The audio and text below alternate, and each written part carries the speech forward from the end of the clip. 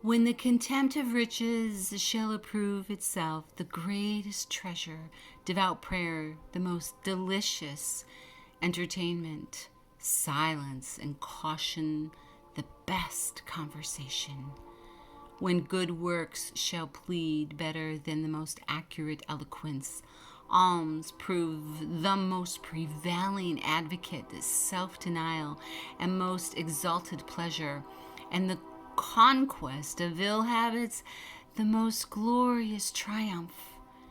If then this be, and this most surely is, a true representation of the divisive day, if this, the different fate and effect of these so very different persons and practices, consider, I conjure thee, the circumstances of those damned, and harden thyself from this reflection to endure a little now, when the little will secure thee against enduring infinity more hereafter. Make trial of thyself, and if the slight difficulties of a religious life seem tedious and tiresome, turn the argument against thy sensational inclination, and think how one sinks under these will be able to dwell with exquisite and everlasting torments.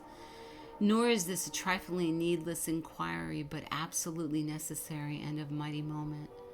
For matters are so ordered that perfect ease can be no man's portion in both worlds.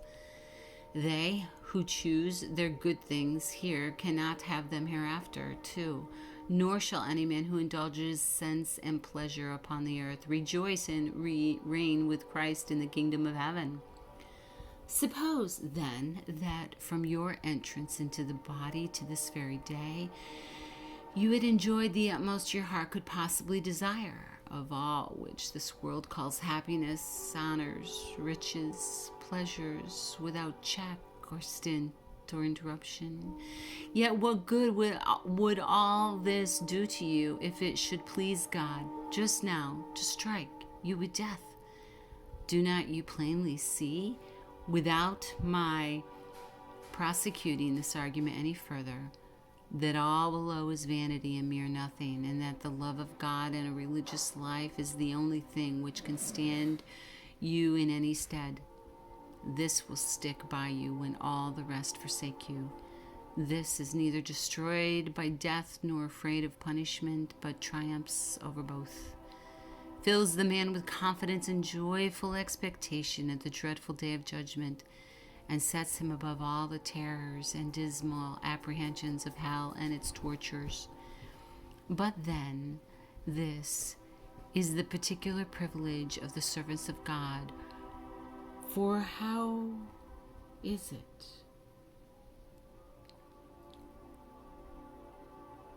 possible for the men who practice and delight in wickedness to think of death and judgment without fear and perplexity of heart? How should they enjoy quiet and be easy in their minds if they think at all what is coming apace upon them? Let then the love of God prevail over that of sin. But if thou art not yet perfect enough to be actuated by this noble principle, let at least the love of thyself reclaim thee, and the fear of hell restrain and deter thee from a course which must end at the last in the utter and inevitable ruin.